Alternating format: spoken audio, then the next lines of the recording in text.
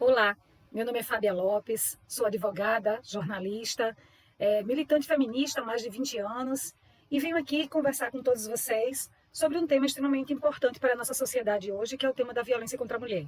Primeiramente, eu queria agradecer à presidenta Zuca Medeiros, presidenta do Sindicom, por ter me feito esse convite especial. Eu agradeço muito por essa oportunidade de estar conversando com esse tema que traz para a gente grandes reflexões, especialmente do ponto de vista histórico também.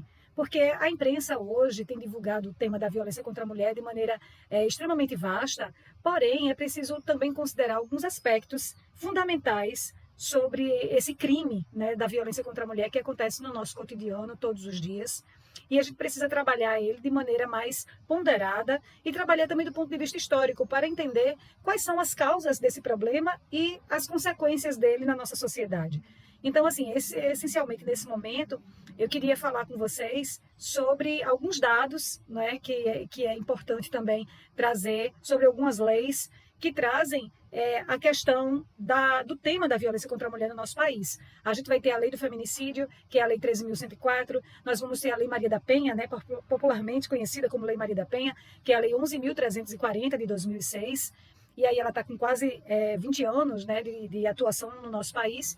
E essas leis, o que elas trazem de diferencial para esse tema, né, para que a gente possa trabalhar ele também baseado na nossa legislação. Mas remontando então o nosso primeiro aspecto relacionado à questão da violência contra a mulher, que eu acabei de trabalhar, né, de dizer a vocês, é o aspecto histórico. Eu queria primeiro dizer a vocês que no nosso país houve, durante muitos anos, durante exatamente 227 anos, uma permissão do Estado brasileiro para que as mulheres fossem assassinadas pelos maridos, caso eles suspeitassem que elas poderiam ter cometido algum tipo de traição contra eles. Então, observe que os homens não precisavam nem provar, bastava ele suspeitar que a mulher poderia ter traído, que ele poderia assassiná-la e ele não teria nenhuma consequência, porque ele estava dentro da legalidade jurídica daquele momento. Observe que isso aconteceu durante 227 anos no nosso país. Foi quando justamente o Brasil foi colonizado por Portugal e a lei que aqui estava prevalecendo no nosso país, no nosso território, era a lei das ordenações filipinas. Então, observe que naquele momento as mulheres eram consideradas desonestas, desonradas, desprezíveis, né? Então, observe que também não era o ato em si que era considerado crime, né? Ou seja, a violência do ato era tão grande, mas ela não era considerada crime no nosso país naquele momento. Porque nós mulheres ocupávamos uma posição totalmente desprivilegiada na sociedade naquele momento. Ainda temos muitos problemas hoje na sociedade brasileira, onde nós mulheres não temos muitos direitos, muito pelo contrário, nós temos cada vez mais, em alguns aspectos, né, alguns retrocessos do ponto de vista legislativo, do ponto de vista jurídico, do ponto de vista de valores, um retrocesso na sociedade. Porém, a gente também tem alguns avanços. E aí, naquele momento, nós não tínhamos valor nenhum. Então, nós éramos consideradas mulheres, cidadãs de segunda classe, pessoas que poderiam ser assassinadas pelos maridos, porque nós não tínhamos autonomia, nós não pertencíamos a nós mesmas. Quem realmente determinava na sociedade como deveria ser a nossa vida seriam os homens. Então, isso é muito forte e isso traz uma raiz histórica muito grande, trazendo para nós, mulheres, consequências até hoje. Então, muita gente diz assim, os homens hoje matam as mulheres de maneira aleatória, como se isso fosse um problema de agora. E, na verdade, não é. É um problema histórico, é um problema jurídico, é um problema social, e é um problema que foi, inclusive, construído e autorizado pelo Estado brasileiro durante 227 anos no nosso país. Então, o que a gente pode concluir? Que o Estado brasileiro, por mais de 2 séculos, ele foi permissivo, né? Ele foi autorizador, ele incentivou a prática do feminicídio no nosso país. Então, para que hoje a gente tenha uma mudança social, vai ser necessário também trabalhar essas raízes históricas. A gente não pode simplesmente também trabalhar só a punição. A punição ela é um aspecto extremamente importante, extremamente fundamental, para que a gente possa ter liberdade, né, para que as mulheres possam viver como elas querem, como elas gostam, já que elas não pertencem a ninguém, né, nós não somos objeto de ninguém, mas é preciso fazer um trabalho de reestruturação desses valores. Diante desse aspecto mais histórico que eu trouxe para vocês, eu também gostaria de trazer agora alguns dados, né, alguns dados que foi feito agora um estudo extremamente recente, esse ano de 2024, os dados remontam ao ano passado, o ano de 2023, que foi um estudo feito pelo Congresso Nacional. eles fizeram o Mapa Nacional da Violência de Gênero. E nesse Mapa Nacional da Violência de Gênero, com dados oficiais, daqueles dados que são registrados, é importante também ressaltar, primeiramente, a subnotificação, né? Nós sabemos que, infelizmente, no nosso país, a gente ainda tem poucas mulheres que denunciam, isso é verdade. Por mais que a gente tenha números exorbitantes, as estatísticas ainda revelam a possibilidade de ver uma subnotificação gigantesca. Mas os dados dessa pesquisa trabalham com notificações reais de problemas realmente que foram registrados pelos órgãos oficiais do país. Então eu vou ler aqui para vocês alguns dados que realmente é importante para que a gente tenha noção da dimensão do problema no nosso país.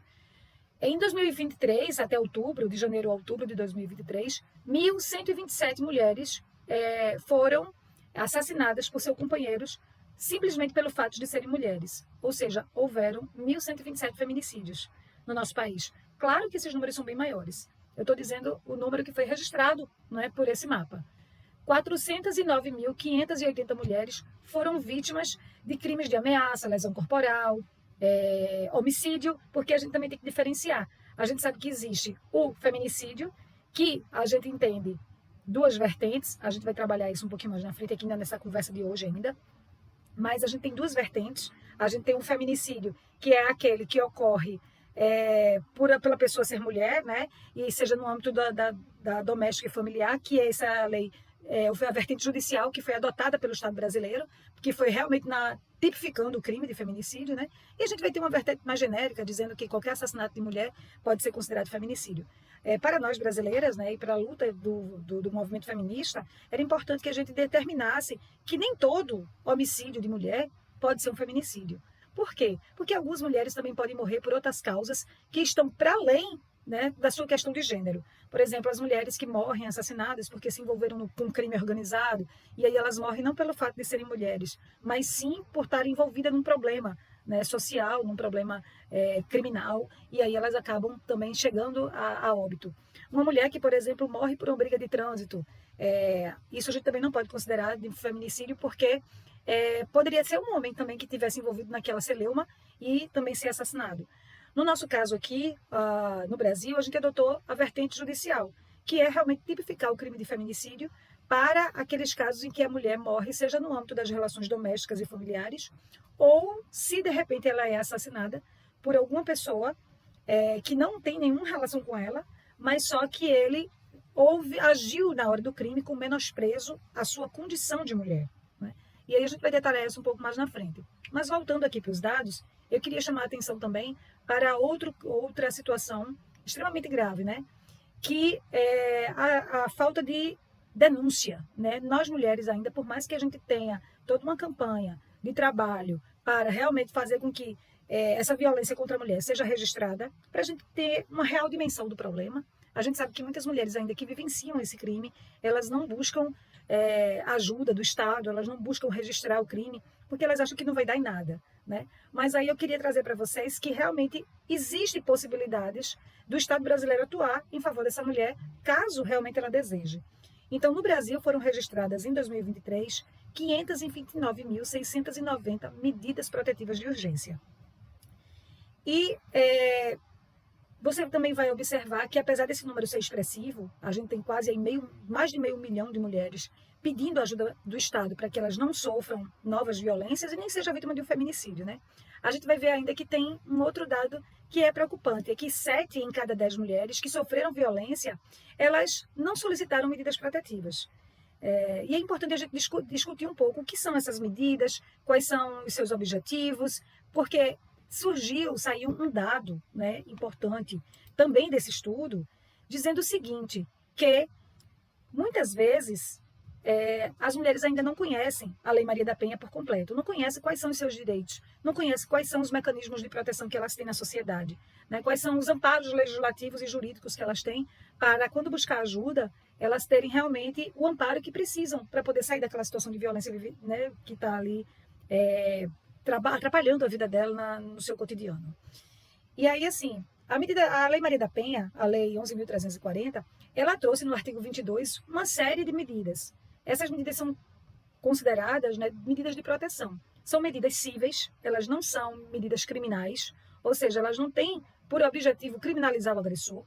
Inclusive, essas medidas podem ser requeridas diretamente pela vítima, seja por meio de um advogado ou advogada, seja por meio da Defensoria Pública, seja por meio do Ministério Público, sem a necessidade de registrar o BO.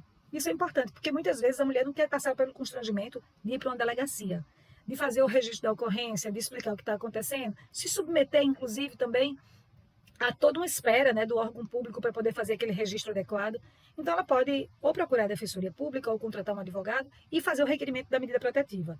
Porque essa medida protetiva ela vai simplesmente proteger a mulher. Ela não vai ainda se tornar uma ação penal para que o agressor seja punido. Claro que é importante também a gente trabalhar a punição dos homens que cometem esses atos de violência contra a mulher. Porém, a gente sabe que tem razões e razões. Muitas mulheres ainda não têm interesse em querer criminalizar o agressor, porque vai dizer que é o pai do filho, ela não queria vê-lo preso, ela não queria que ele tivesse uma punição ainda em razão daquela situação que ela está vivenciando. Mas ela queria ficar afastada, ela queria que ele se afastasse dela. Então, a Lei Maria da Penha, no artigo 22, traz lá uma série de medidas protetivas para que a mulher possa requerer em juízo. Uma delas, né, a primeira delas, é a suspensão da posse de armas, né, ou restrição de uso. Isso serve muito para aquele agressor, né, aquele homem acusado de agressão, que ele tem porte de arma. Às vezes ele é um agente público. Infelizmente, muitos agentes públicos, em vez de eles trabalharem em favor da proteção da sociedade, eles praticam violência dentro da sua própria casa.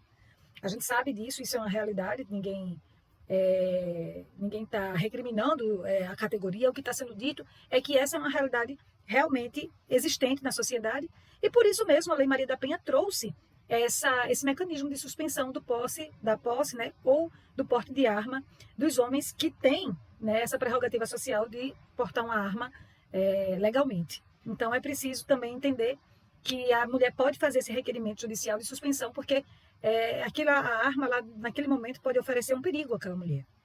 A gente tem uma outra medida protetiva, que é o afastamento do agressor do lar. Essa medida protetiva tem sido realmente muito requerida para as mulheres, porque antigamente as mulheres faziam a denúncia dos homens e acabavam tendo que dormir com eles na mesma casa. Imagine como era antes da Lei Maria da Penha, como a gente ainda tem hoje muitos problemas, mas como antes era tudo muito mais sofrido, né? Nós tínhamos pouco amparo da justiça. Então a mulher fazia denúncia, dizia que o homem estava batendo nela, que ele tinha feito algum crime contra ela, mesmo assim ela tinha que voltar para casa e muitas vezes dormir no mesmo quarto, na mesma casa que aquele homem. Então, hoje a gente tem essa medida extremamente importante, que é o afastamento do agressor do lar. Esse homem pode ser retirado do lar para que a mulher possa reestruturar a vida. Isso não faz com que ele perca os bens, não tem nada a ver. A medida é só para simplesmente fazer com que aquela mulher saia daquela situação, ela passe a ter mais tranquilidade emocional, psicológica, né? Para poder, inclusive, ajuizar uma ação de partilha, ajuizar uma ação de divórcio, possivelmente, né? Mas que ela não seja mais agredida, né? Então, esse período em que o homem fica afastado do lar, ele não perde o direito ao patrimônio, mas ele perde o direito de permanecer coabitando com aquela mulher naquela mesma residência, mesmo que ela tenha sido construída pelo casal, né? Durante o âmbito da relação.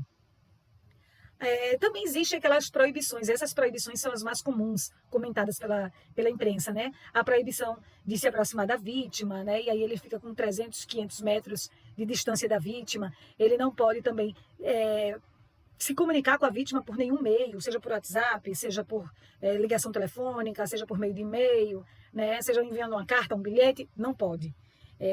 A mulher precisa também reestruturar a sua saúde mental, para que ela possa retomar a vida dela longe daquela situação, e essa medida também traz um conforto para a mulher que não quer mais viver aquela relação abusiva, né?